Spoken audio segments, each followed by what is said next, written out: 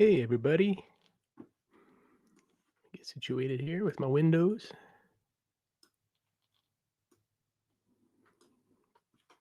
All right, Vincent. Hey, how you doing, man? Hey everyone, you're saying hi to four people, Vincent, so far. But glad you're here on the Giddy Up. That's great. So, I uh I hope everybody had a great week. It's been really just a sound check, just like normal. Vincent, give me a thumbs up if it's coming across okay, not too loud, not distorted. Um, anyway, it's been a cooker here in Oregon. We're breaking records uh, in Oregon, and it was a couple days ago. It was 102 degrees here in Silverton. It was like 97 yesterday. We had a hey, there's Elliot. Sounds good. All right, thanks, man. Zeb, good evening. And oh, good evening. Are you in the? You're in the UK or in Europe, aren't you, Zeb? Yeah. Um, Yesterday we had a company pickup for my Valley Ag that I drive truck for, and they had to they moved the lunch up an hour because it was going to be so hot. But it was fantastic. My Norway, oh fantastic, Zeb. But my company treats us so well. We had brisket and chicken and big out at a big outdoor venue, and really grateful. But anyway, uh, so I don't have a guest today, so you guys are gonna hang with me today, and I'd love to take some questions, or you can talk about yourself. Hey, Biggie, how you doing, man? There's Revs. Glad you're here. We're up to 12. Fantastic, guys. So glad you dropped in. I missed the show I missed 2 weeks, and I missed hanging with y'all. It was good. Last weekend, I rode the motorcycle. Many of you probably know this. Hey, Rochelle, that I rode the motorcycle up to hang out with Mazzy last Saturday. I left early in the morning, got rained on a little bit, had to stop at a truck stop and warm up my hands. They got numb on me, but got to Mazzy's around 9:30, 10 o'clock, and he is such a nice guy. And hey, Dave, um, we uh, we hung out, and then we took off in the little GTI, very cool car that Mazzy has, and went to lunch together. Had some spicy chicken sandwiches at a place, and some IPAs. It's right next to Silver Platters in Seattle there, and we met Dana Kimbowitz. Is that anyway? Uh, that guy's top shelf. What a great guy. So the three of us went to Silver Platters and dug for a little bit, and then from there we went over to Georgetown Records. And I guess Georgetown is like the oldest section, as you were saying, the oldest section of Seattle. Lots of really cool old industrial brick buildings and stuff like that that have kind of been repurposed into restaurants and cool little shops. But Georgetown was a really unique, tiny record shop. I got some cool stuff there. A lot of African stuff, a lot of really obscure records. I guess the guy has a connection in Africa. A guy sends him records. But yeah, so I've had these 2 weeks to collect records, and I've done a lot of gleaning. So I'm gonna show records for a little while. Hey, Chris, how you doing, man? Glad you're here. And then we'll chat it up and just hang out for a while. I'm not sure how long we'll go, but it's I don't have AC in my little studio here, and it's already about 80 degrees outside, so I may have to wipe my brow a few times. But hey, Revs, how you doing, man? We will talk about that, Revs. Absolutely, for sure. Anyway, so you guys know I'm a 74 guy, but I also collect uh, living stereo, which has been a fun thing for me. So I'm going to pound through a bunch of living stereos that I got in the last couple of weeks. Here's one. Fiedler Boston Pops music from Million Dollar Movies. I just love the art. When I'm flipping through records, especially like at a thrift store or something, and I see this across the top, I just get giddy. I don't know what it is, but there are so many good albums, and they're not very much money. There's some that do, some of the classical stuff that do bring a lot of money. They have a this is they have the numbers are LSC, which stands for Living Stereo Classical, and then there's LSP, which is Living Stereo Popular. So it's not just all classical music. It's all sorts of stuff, but really good. And a lot of times they're pretty hammered. But when you come across one that's in good shape, it's really really cool. Another thing that's kind of wild about these is they have this is a white dog, which came after the shaded dog. The shaded dog was closer to the early pressings, and this was a reissue. So I don't think the sound quality is too much difference. Yes, Russell, I do have Mercury Living Presence stuff, and I got one. I don't have it in my pile here, but I got one. I forget what the name of it is last week, and it's really good. So there's that. Let's see. Everybody knows the Ames brothers. This is an LSP, and a lot of the LSPs have the black label with the white dog. This is interesting. I haven't actually listened to this one yet. George Fire, Viennese operettas. Pretty cool. Let's see. Here we go. Here's another LSP. Morton Gould and his orchestra, Coffee Time. Look at that. Isn't that just a cool picture? I love the fashion, look at that little card table. Very cool. Here's another one. The Band of the Goldstream Guards. Pretty wild. Okay, here's one that I played yesterday that's an LSC, and it is so good. I bet Loki probably knows this one. Some of you guys know this one. This is a piano. Is it concertos or sonata? And it's really really good. But they also did living stereos without that banner across the top. And the one that I like the most that I got the last week is this one. You can see it just says living stereo up in the corner there. It's a shaded dog. Whoops, glare there. But man, this is so good. It's Artur Rubinstein, conducted by Wallenstein, a couple of Jewish guys. But this sounded so good, and especially after I put it through the Humming Guru. Hey, Anthony. Oh, thank you, man. Yeah, you would know all about these. Very fine Horowitz. Cool. Elliot, 1974 was a good year for the ABB after their tragedies. Solos from Dickie and Greg and brothers and sisters, all in the 73, 74. Why do ABB? Tell me what that is. Why don't I know? They were back to touring. Okay. I should know what that stands for. Okay. Here's another record that's a 6i Columbia that I cleaned. That sounds fantastic. I had no idea about this. This was one Allman Brothers. Okay, thanks, Dave. Yeah, I have the Allman Brothers. I think there's a live album from '74 that I have. A few weeks ago, I went to. I was doing garage sales on my motorcycle, and I always ask. Even if they don't have records out, I always ask if they have any records. And this one lady, Peggy, a retired police officer in Mount Angel, which is the town 4 miles north of me here, Catholic town, she said she did have some records, and she had a bunch of living stereos and stuff. And I got the ones I showed, I got from her, the ones. And I said, well, here, let me give you my number and text me, and I'll come over and take a look.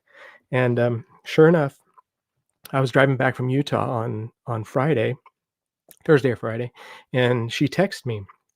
So yesterday I went over to her house, and I got a bunch of records, like 35 records for like $2.25 a piece. I think it came out to, and there's some really good ones in there. So I'll show some of those records along the way. One that I got from her is, do you guys know this album? I'm sure you do. Fleetwood Mac, Bare Trees. I had not heard this at all. It's from '72, but it's. I think I'm going to resell it down at the shop down here. But hey, Jens, how you doing, man? But it's not bad. It's pretty good. It's different. It's way different than Rumors. I don't know a whole lot about Fleetwood Mac other than Rumors.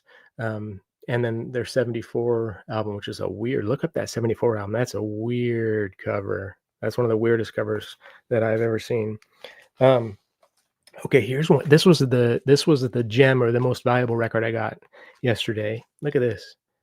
Do you guys know this album, Black Sabbath with Tony Iommi? This is not a cheap album. I mean, it's not super expensive, but I played it yesterday and it's fun. It's from the mid '80s, and it's really good. Russell, you like Bear Trees? Okay, cool. Yeah. Um, this was really good '80s hard rock. Seventh Star, but that was kind of fun to get. Um, Another one I got from her yesterday was this Sinatra, and this was kind of interesting. It almost sounds like a direct to disc. It's so um, it sounds like you're in the studio, and it has this thing on here that says this album utilizes Westrex 35 millimeter recordation, 24 RCA 44 BX microphones, 8 track, 21 position mixer console, 73 musicians, and 4 sound stages at the Goldwyn Studios in Hollywood. It represents an unparalleled achievement in the technology of sound. And it's what's kind of cool too. It's on Reprise. Is it has that original slipcover, which is neat. It has the tricolor Reprise label, but it's got Blue Eyes' face on it. But this sounds pretty cool, actually. I was surprised by the sound quality. Man, it sounds really, really good. Let's see here. Oh, here's a fun one that I got yesterday. Hey, Fitz. Um, oh, Anthony, that Sinatra is on your dream list. Send me your address in Instagram, and I'll mail it to you. I'd be happy to mail it to you, man. You got to come on my show sometime soon. Check this out, Fame. Do you guys remember that show at all? I'm gonna live forever. Anyway, it's kind of a weird one. Another thing I really like is Alligator Records, the Chicago Blues label. I collect those, and I got this 12-inch Lonnie Mack single, and there's like 2 tracks on each side. This is fantastic, and the wild thing is they don't cost much. Alligator Records, they're always under $20, and the sound quality is really, really good. So this is such a great album. Okay, so let's see, Elliot. Fleetwood Mac was one of those bands that continually recreated themselves. The name after the rhythm section was intentional so that as guitarists and singers came and went, it would maintain. Interesting. Okay. Yesterday, I picked up my 1000th record from '74. I have now exactly 1,000 records from '74, and I didn't think it was going to happen. I mean, I guess I thought it would happen, but I just never imagined that it would be this quick and that I would learn so much. It was completely different. I don't know really what to say, but it's just a huge milestone for me. So thank you, Uwe. Nice to see you here. Thank you, Fitz. It's been such an amazing journey, and I'm just blown away by all that I've learned, and have come to appreciate with all of that. So I'll go through some 74s that I got in the last couple of weeks, and then we can talk about them or whatever. Here's an import that I got. I think this is Dutch, but it's a Spanish band, Rodrigo, and the Romeros, Concerto and Davel's Concerto di, I don't know how to say it. I can't speak Spanish very well. I haven't listened to it yet, but Golden Imports. This is one I got from that lady. I have no idea what this is. Malcolm Roberts. Look at that. Look at the cuffs on that shirt. What a stud. This guy. I found this one of hers. I don't have the Oak Ridge Boys Super Gospel. This is a double album. Haven't listened to this yet either. Um, they have, I think their 74 album is called Thank You World, but this was a gospel release that they did. But look at that attire. This guy's hair right here, fantastic.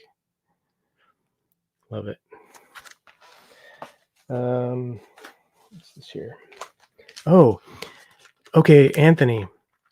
This is an Angel pressing, and I know that Angel is not necessarily high quality, but I didn't know anything about Albinoni Adagio. I think that's how you pronounce it. And I know you know that because I know you know that piece, um, because it's popular and whatever. And it's been in actually a lot of movies. I think it was in a Miley Cyrus music video and stuff like that.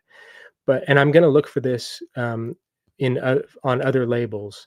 And this is basically just like a compilation. It's got Pachelbel's Canon in D, Mozart's March in D, and Sleigh Ride, Handel's Minuet, and Pastoral Symphony. So it's got a whole bunch of music that people who aren't into classical would recognize because they heard it throughout their lives. Not good because of the tapes. Okay.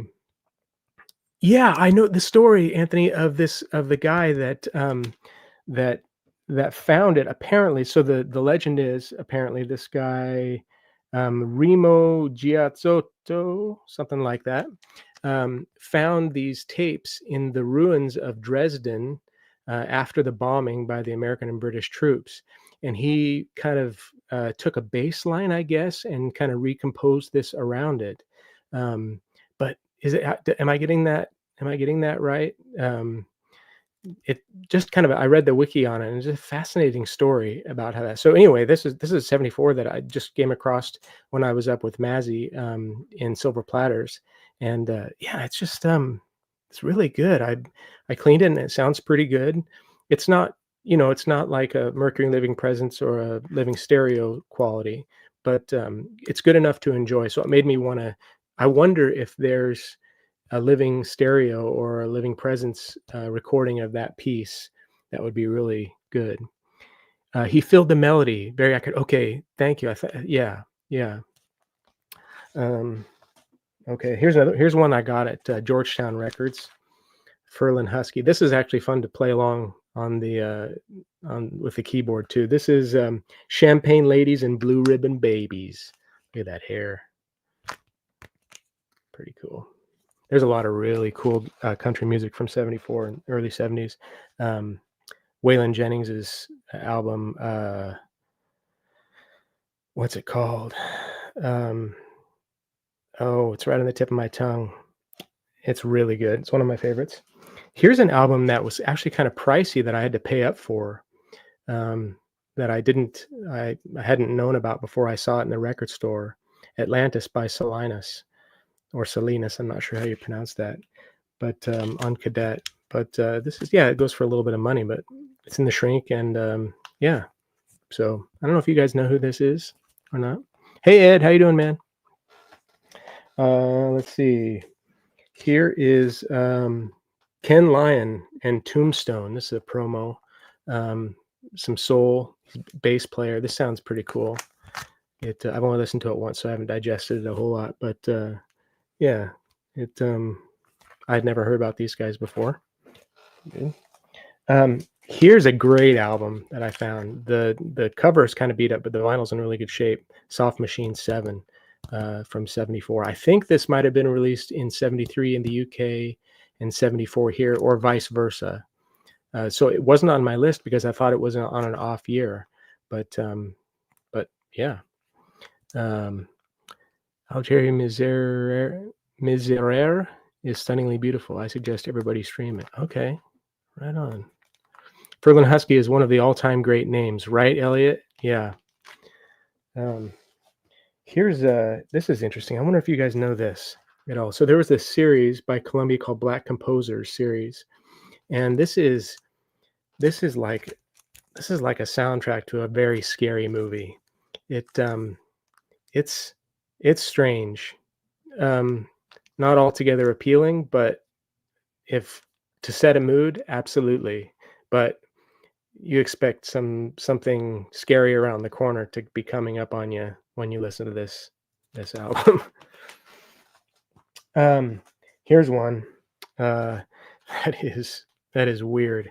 Anthony, I bet you know this. The Portsmouth Sinfonia. So this is kind of performance art, um, and what I was reading about them, they took a bunch of people that didn't play music very well, or they had people that played a certain instrument and had them play other instruments, and it it it's got the Nutcracker Suite, um, Tchaikovsky's Piano Concerto 1, the William Tell Overture and stuff like that. Part of Handel's Messiah, I believe, and it's like bad music. It's like a bunch of 10-year-olds playing orchestral music. You think they're amazing, Ed?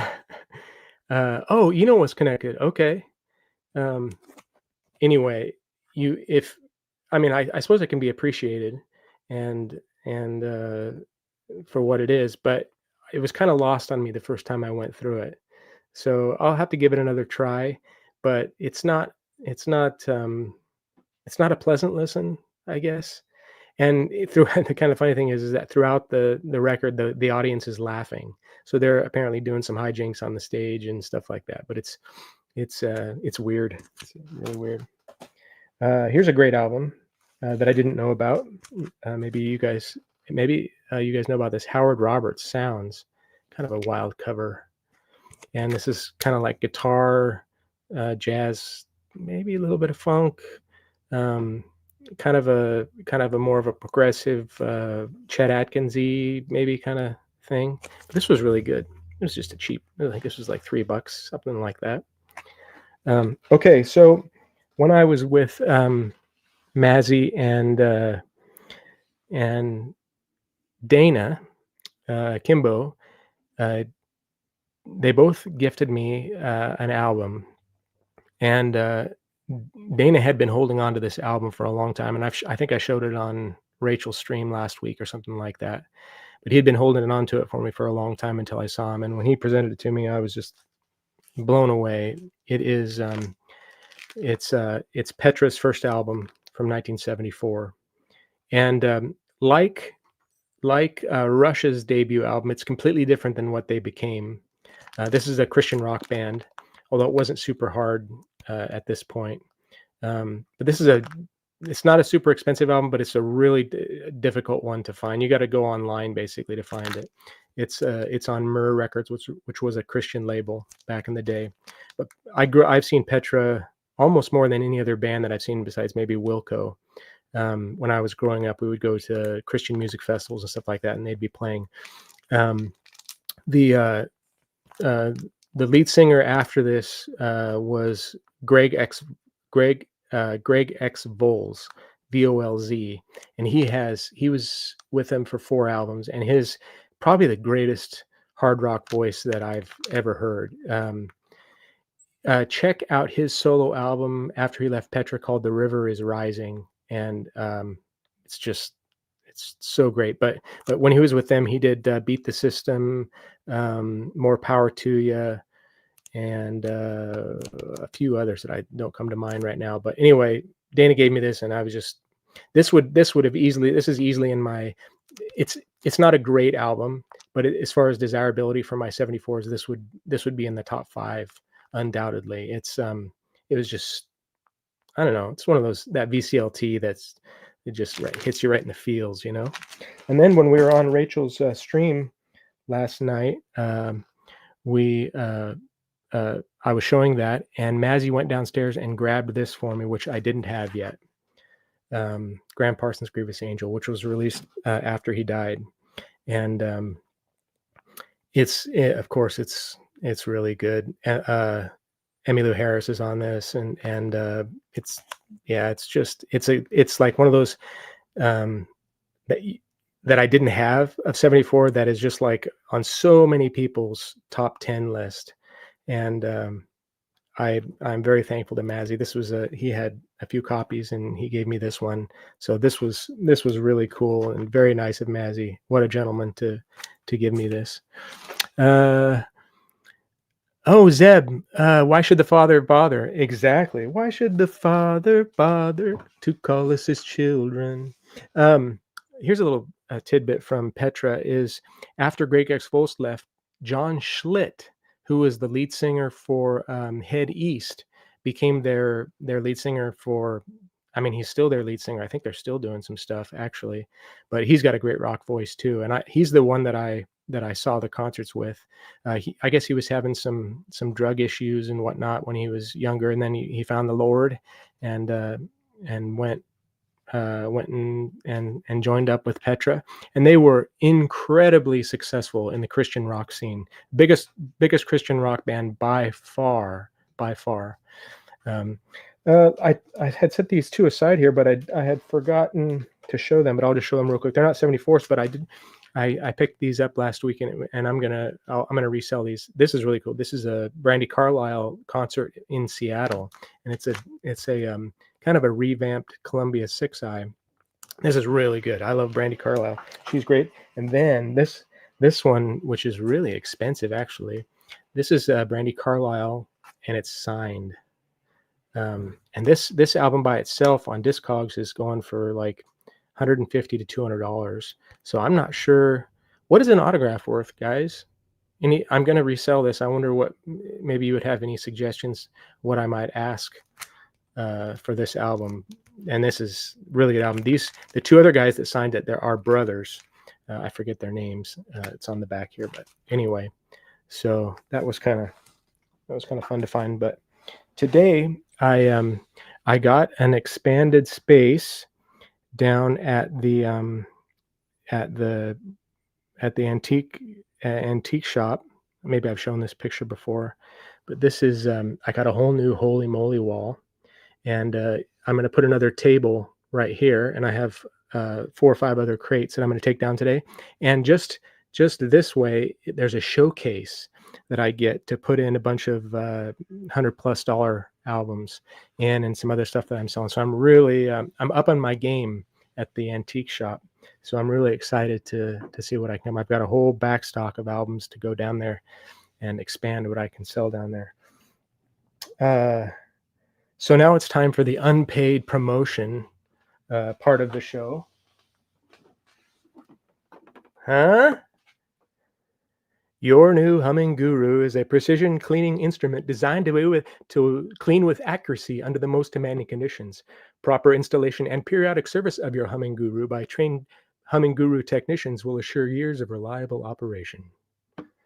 This is a game changer.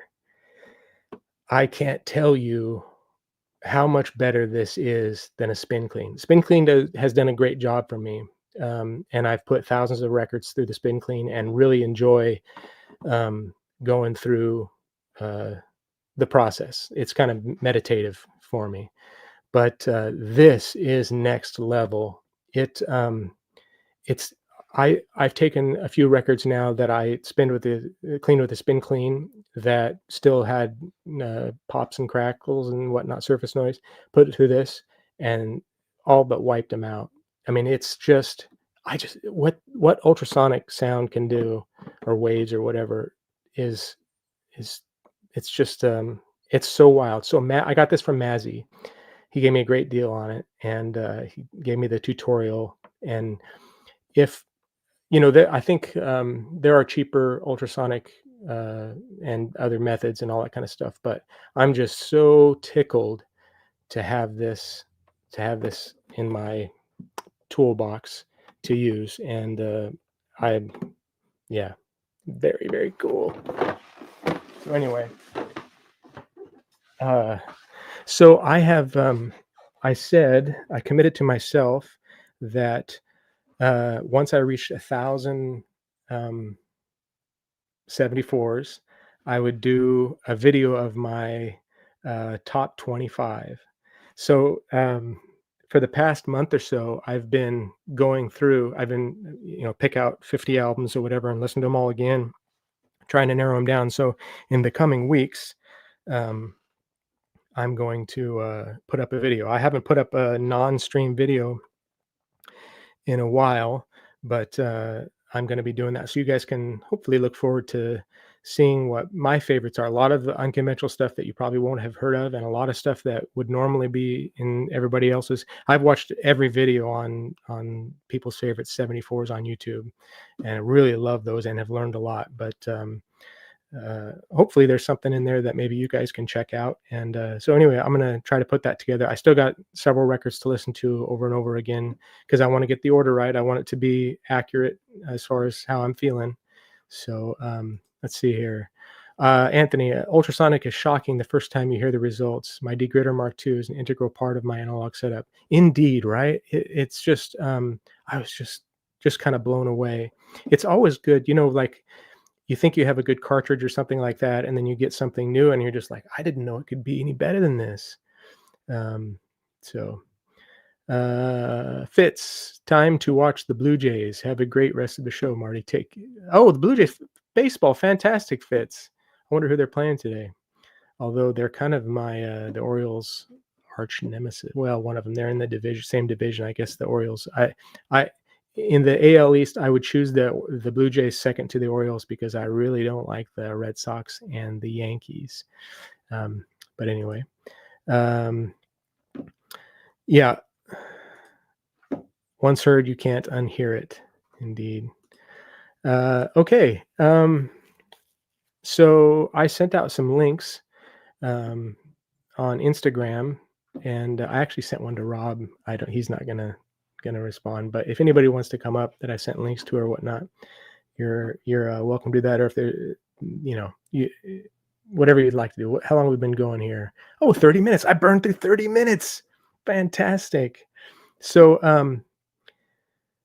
let's see. Any questions you might have for me? Not that I have any wisdom to impart at all, but I'd be happy just to chat with you guys. I was going to work up a song, but I didn't get around to it. I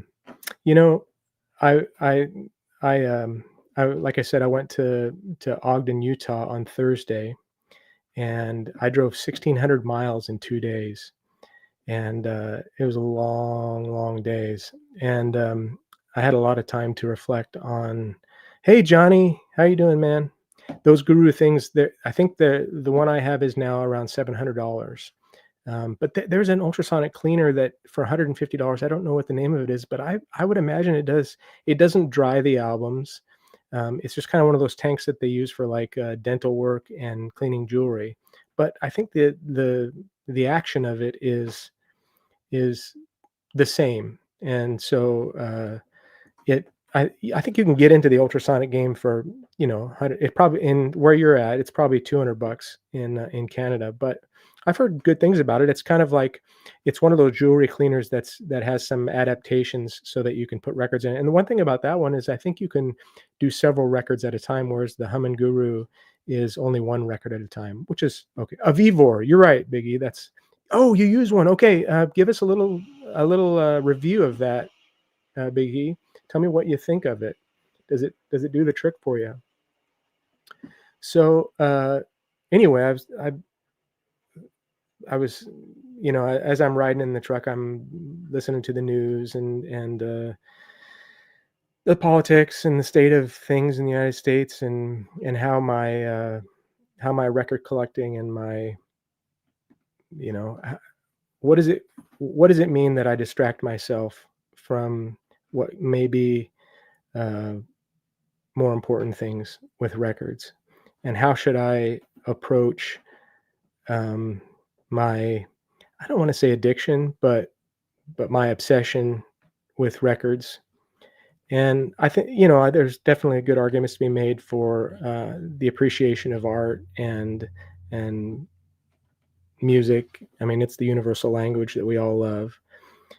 But I don't know. I was trying to get a good perspective on how I'm supposed to look at that, and what it means down the road when I get into my 70s.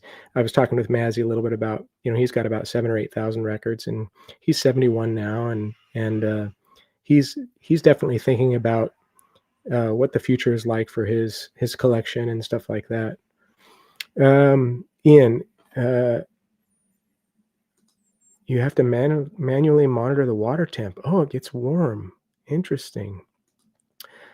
It works with the 40 hertz vibration rather than the 120, other than ultrasonics use. Supposedly not as good, but I have very few complaints. Okay, well that's cool. One thing that I was surprised about the the Human Guru is that it was even taking like fingerprints and stuff off of that. I mean, I put a I there's a few records that were so dirty I brushed off a little bit with a microfiber before I put them in, but somewhere I don't know how it got as clean as it did. It just that that sound wave or whatever just pulls it right off. So uh I yeah, I don't want to get too political, but maybe I can offer a little perspective on what we're going through now. And because I find myself getting wrapped up in the state of things and how we're how it seems we're um, there's more division amongst us than there ever has been. But I wonder if that's because we're more connected than we ever have been. And so I'm trying to put myself in a position at 30,000 feet and looking down on it all. You know, I don't, off the top of my head, I don't know what my great grandparents' names are. Now, there was no internet, so there's not much documentation. We could find out and all that kind of stuff. But there's such a, there's such, I get, there's such a sense that I get when I think about it of impermanency in my existence that, that really what I need to be doing is just observing my own thoughts on the whole political and economic situation. And while it's true that it's tougher to buy a house these days, and food is more expensive, and climate's an issue, and all sorts of stuff, it's still the greatest time to be alive in human history, or so it would seem. And I I just the only savior for me is to just be thankful for what I have, even and be thankful for the tough times too, because we're all destined for the same, rich or poor, we're all destined for the same thing.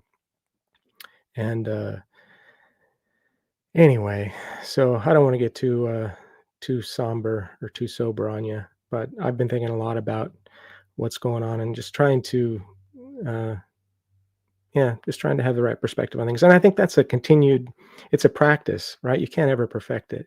You just have to, I really, really, really try my best. My mantra is to take offense at nothing. And it's tough. And it's my mantra because I'm apt to get offended. And by offended, I mean that my response to anything is 51% negative. So it doesn't necessarily mean I get up in arms, but if somebody were to insult me or I see something that I believe is unjust, to look at it objectively and from the outside looking in, and it it served me really well. So anyway, all right, guys. Let's see. Let's see if I can keep this rolling. I'm still learning. Um, why don't you just dump on my positives, man? You know what, Matthew? Vivor are loud, high-pitched machines. They don't work as well as the Guru. I threw my Vivor in the trash. No regrets. Wow, that's strong. You know what? The Guru is really. I have it out here in the studio, and I'm not in here when it's cleaning because it's a it screeches. There is something, and maybe mine is louder than other humming Gurus, but it's not a fun thing to listen to. It does the trick, but uh, it's not a fun thing to listen to. Johnny, yeah, it does seem like the world is upside down, but I kind of wonder whether that's the way it's always been, but we just we haven't known about it. We haven't, there are less wars now than there has been. And people are suffering, and we see what's going on in Gaza and Ukraine and stuff like that. But that stuff was happening when we were younger too, and didn't have the internet and didn't hear about it. Not that we shouldn't care about what's going on, and it gives us the opportunity and maybe a sense of obligation to make a difference in people's lives now that we're aware of it. Once you're obligated, which it kind of reminds me of the story.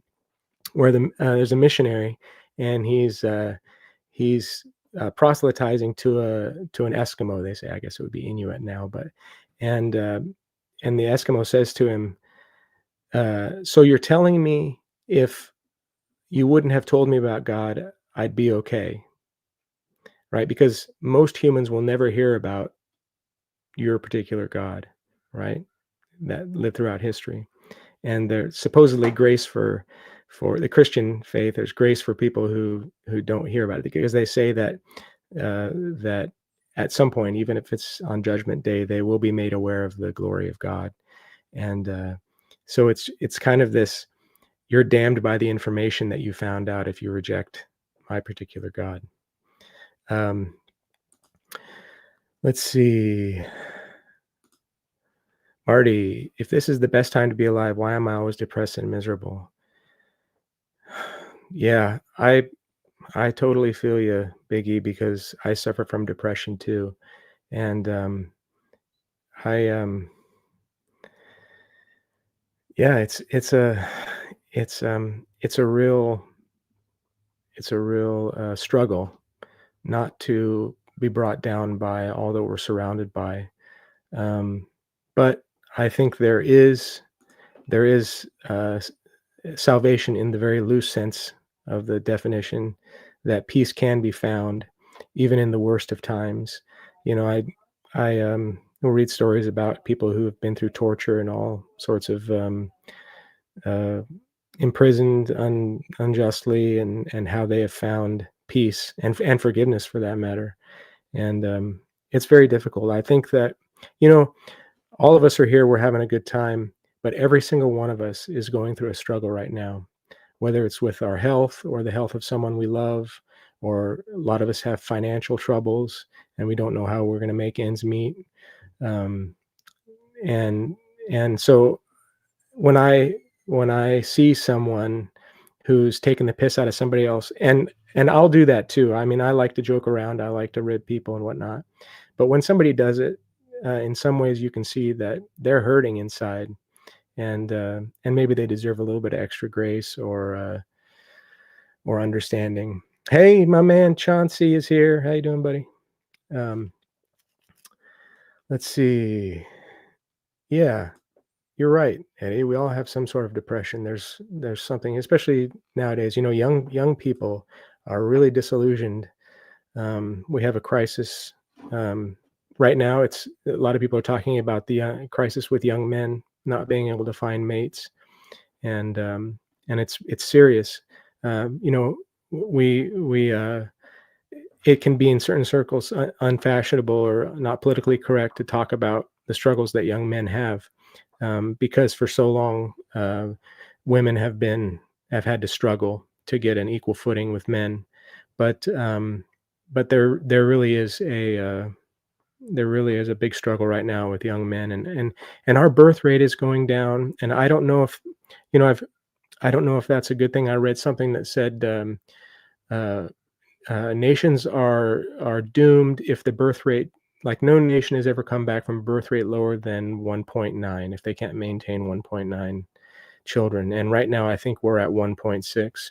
You know, the birth rate in Japan and Europe and stuff has been going down for quite a while. Even China, I believe, is they're they're they're going backwards and along in a lot of cases because of the one child policy that they instituted for years. So anyway, everyone is fighting a battle you don't know about. That's exactly right. That's exactly right. And the struggle is to keep that in the front of your mind. I you can it can bring you down if you're constantly thinking about that. But as a reminder, or if you can cue yourself in certain situations, it makes it a lot easier. Marty, all the problems going on now is in your face a lot more with social media and stuff. Not like back in the day when we didn't have the internet. That's exactly right, Johnny. We have access to more bad news now than we ever did. And the truth is that bad news sells.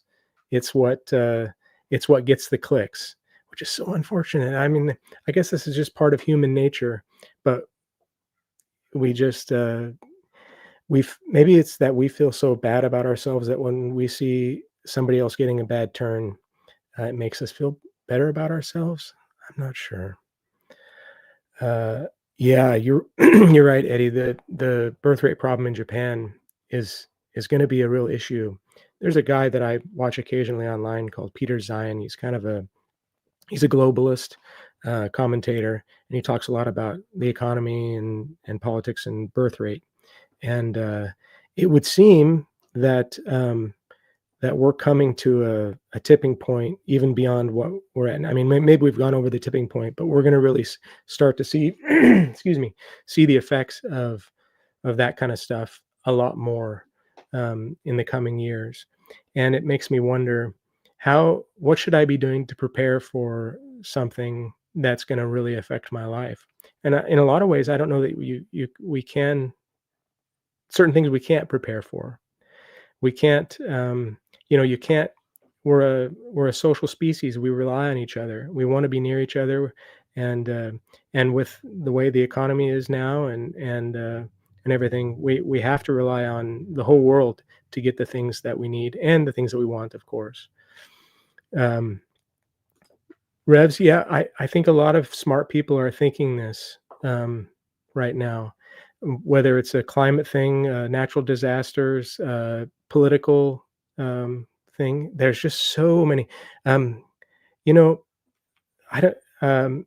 Not to get not to get too scary, but we're COVID was something that and though we can all disagree with its implementation and the correct way or the wrong way that we addressed all that, and then lots of mistakes were made and and lots of good advances were made at the same time.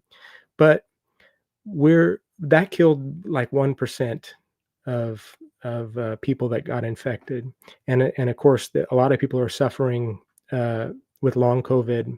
I have direct uh, um, interaction or involvement with that with people that I really love. And if we have a pathogen that kills 10%, imagine if 10 out of every 100 people that got something died. Um, that's I mean, we see what COVID did to the economy. What happens if we get something that's even worse? I don't know what to think about that and how we might uh, address that. We need to strengthen alliances, not tear them down. You're right, Russell. Uh, I don't know if uh, I don't know if our if society or civilization is at a point where we can actually do that. Um, that a lot of historians will say that every civilization falls at some point, and it's cyclical, and that we're bound to repeat the sins of our past and humanity. So is the U.S. is still a relatively young nation, but we see a lot of those what do they call it? The death rattle, I guess. And I don't know what it credit card debt and debt delinquency is way up. Over 600,000 bankruptcies in the United States every year, and most of those are for medical bills that people can't afford. I have a real problem with for-profit healthcare. I think that doctors and medical professionals should make really good money. They're the ones that are keeping us healthy, and there's lots to be said about how our methods and how we go about taking care of people.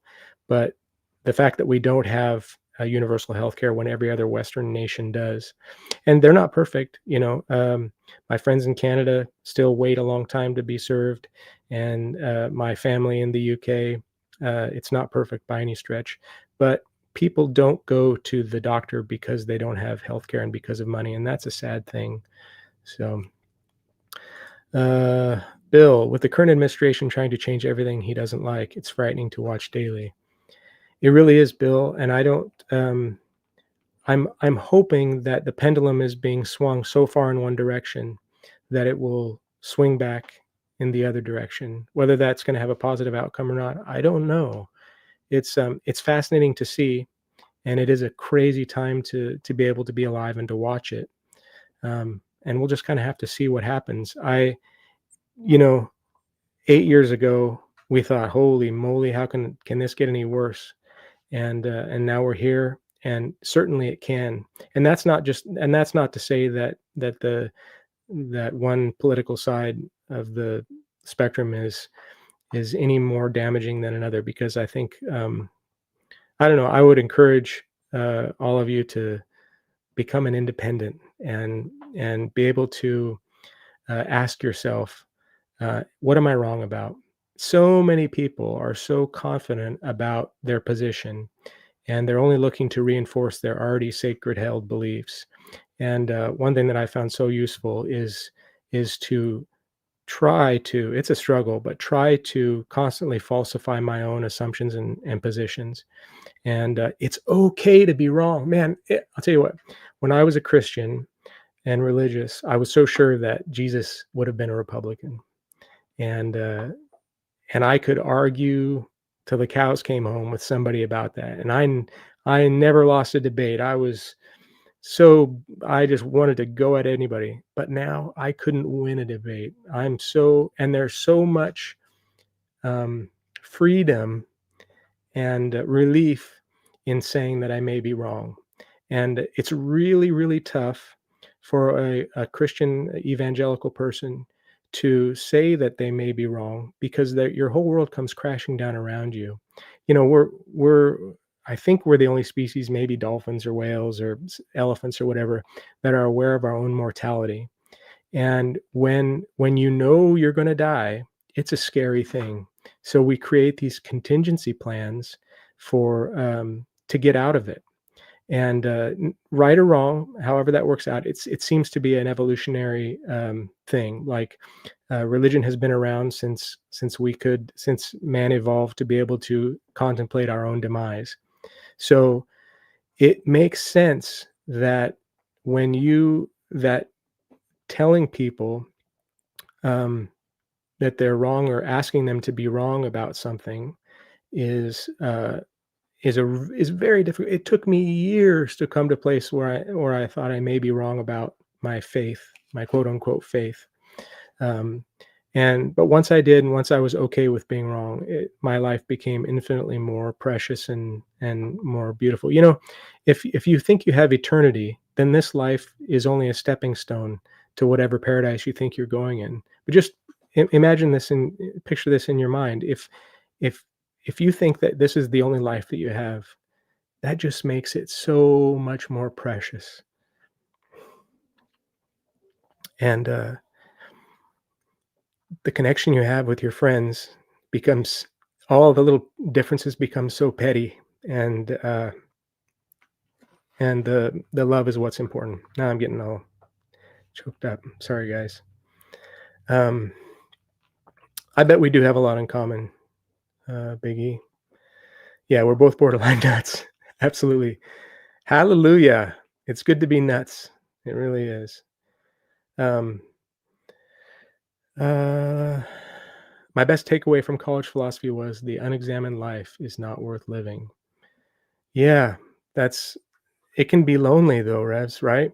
Um, because it's so much easier um, to live your life uh, in kind of a fog. And more power to people who don't want to think a little deeper. And I'm by no stretch uh, smart. I mean, I try to be smart, but I'm not a hyper intellectual, and I don't claim to have some knowledge that other people don't.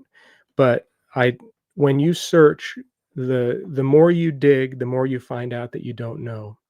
And for a lot of people, it's okay. You know, I when I when I was in my early 20s and I was going through my deconversion, I wanted to tell everybody, "Hey, this is bullshit. What you're believing, man. What do you? This is." But now I understand that I don't want to take heaven away from people. I want to allow them to. I mean, it's peaceful, and it's comforting for people to think that, you know, the way they do. And even though they may be wrong about uh, their conclusions on spirituality and whatnot, who am I to try to destroy that for them? And I don't want to do that. I just want to show them, tell them what I've, you know, how I feel, and then ask them questions about why they feel the way they do. So Um, I've been contemplating the meaning of life and death since I was a kid. It's been quite crazy making.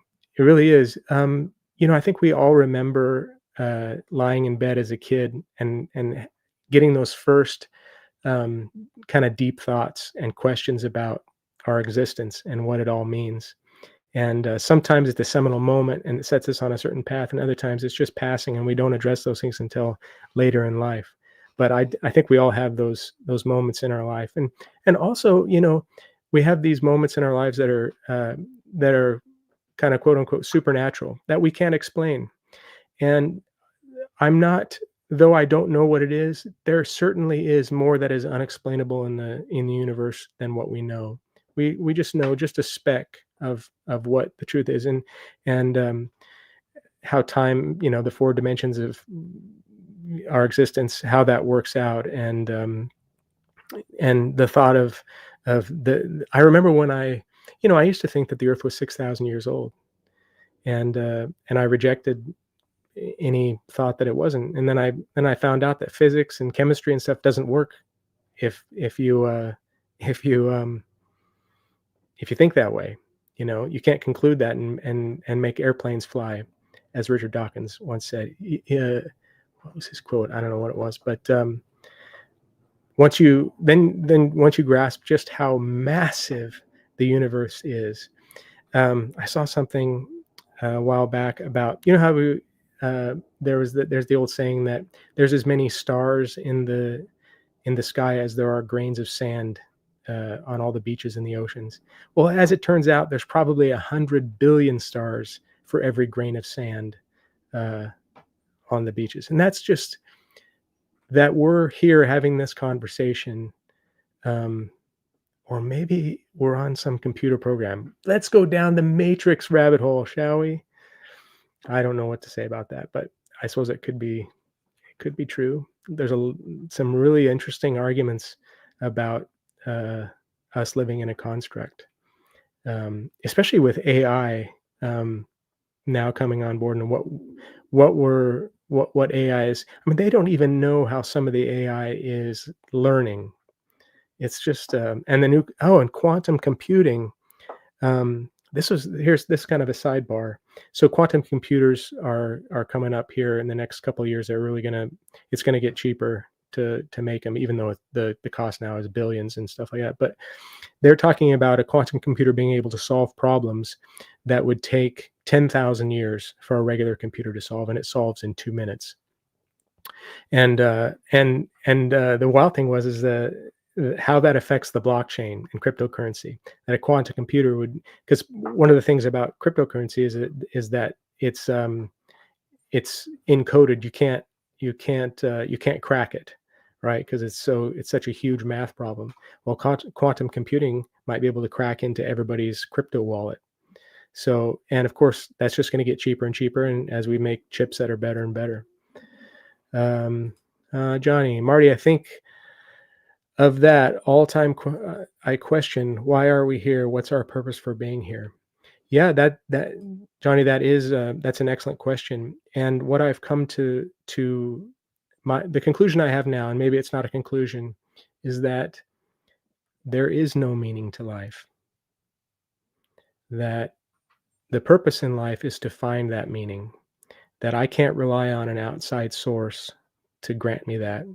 And that's really difficult for me even to grasp. But a lot of people who are religious, they need that meaning from a higher power to get through life, and that's okay. There's nothing wrong with that, because it explains the human condition. And in a lot of ways, wouldn't it just be easier for me and de- less depressing if I just didn't believe if I believe that Christ died on the cross for my sins, and I'm going to go to heaven and it's all good, and though I'm going to watch my friends and family die, or they're going to watch me die, then I will meet them in the sky somewhere in paradise.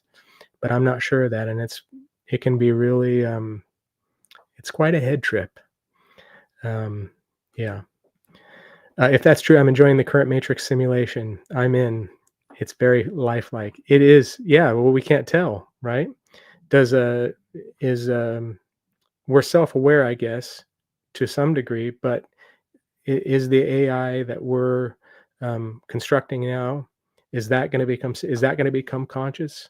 Will we, when everybody has a robot in 25 years, um, uh, there's a lot to be said for the complexity of the human brain, and a machine that we create doesn't necessarily have the capability to do that. But at some level, our brains are incredibly rudimentary, and uh, and there is an explanation for it, even though we can't grasp it because we're on the inside.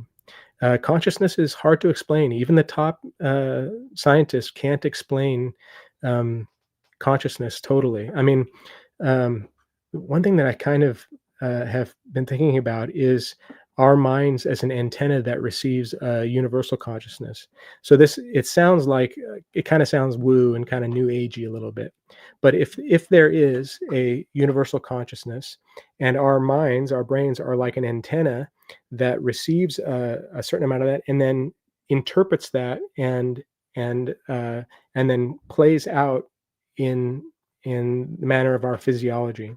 So is who I am just my body, my physical body's interpretation of whatever consciousness I'm grabbing from the outside? I don't know, kind of wild, weird to think about. And there's so much more deep thought to go with that I can't grasp yet, but I'm trying. Um, Ed, like Bob Marley said, think you're in heaven, but you're living in hell. Their verse being true to for a lot of people. Surely we create our own realities. Yeah, yeah, that's true, Ed. It's just that kind of makes me think about free will. And right now, I think that I'm not that we don't have free will, but that our consciousness and our environment plays out as though we do. Like it, but when it comes down to it, when I ask you what your favorite color is and you say green, why did you choose green? And you could say, well, it was a childhood memory of a willow tree that I saw, and but why did that memory stick in your brain and not something else? The wild thing is that you talk to a Christian about free will, and with evangelicals, the notion of free will is key to the salvation, because you choose Christ, and one of the big things is Christ gave us free will so that we could choose Him. But if you believe in an omniscient God, which means all powerful, a God that knows the past, present, and the future, that means that free will can't exist logically. Now, people would say God exists out of time and space, and it's a separate thing, and you can explain it away. But our our best explanations of the universe are made objectively and rationally, and with observation, repeatable observation. And if you have an all-knowing God, that God knows what the future is, and hence you don't have a choice about it. So the free will argument kind of evaporates logically. Now, if you want to apply faith, and faith with a lowercase f, not a capital F. Faith with a capital F would be like faith is in a type of religion, or this is my faith. But faith as a lowercase f would be believing in something despite the evidence. So you could have faith that there's a Loch Ness monster, despite there being a lack of evidence for it. So people, and because God's invisible, He hasn't made Himself aware to everybody equally. Everybody has their own experiences, and they can have what they believe and I don't want to negate what they're feeling. And I've had spiritual experiences and know lots of people who have.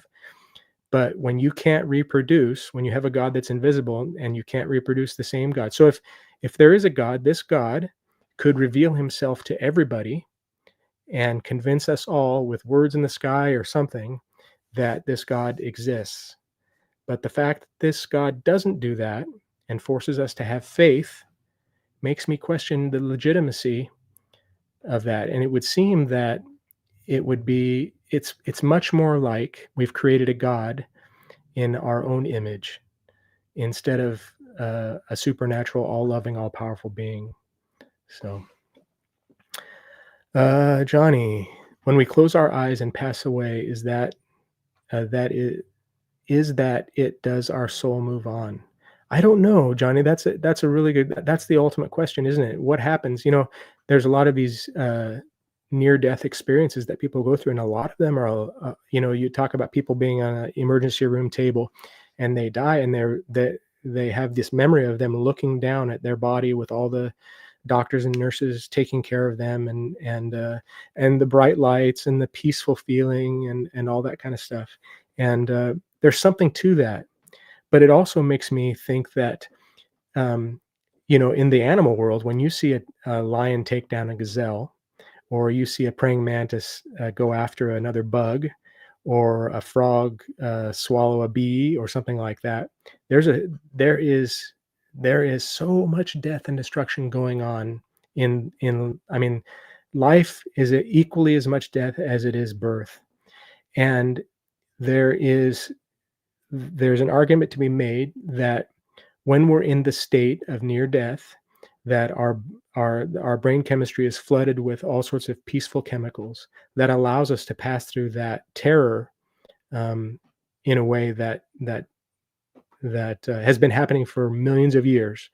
And so I don't know how that integrates with the supernatural, with the sense of what we can't explain in the universal consciousness, or in the spirit realm, or with religion. There's definitely something more. I believe there's an understanding, and there's an enlightenment that we can't see, but I just don't know what it is.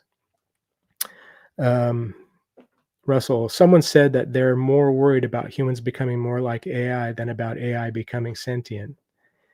That's Yeah. Are we programming ourselves? And it seems like an exponential curve, right? Like, we're as we create AI, are we becoming it itself? That's interesting. The creator God. What do you mean by that, Ed? Do you the there's the cause and causer argument, the first cause argument, that nothing can come to be without a first cause. And that's really hard to tackle, and we can't really get around it. What started it all? Um, it wouldn't seem to me that it's a God that we created 2,000 years ago, when humanity in our present form, it looks like now they've found some older stuff that it's up to, I think archaeology has found humans up to like 300,000 years ago, and yet we're supposed to worship a God that was that was revealed to us through a Bronze Age tribe in the Middle East. Yeah, it's difficult to, and of course that religion was gleaned off of lots of other previous religions, like Zoroastrianism and the Sumerian stuff.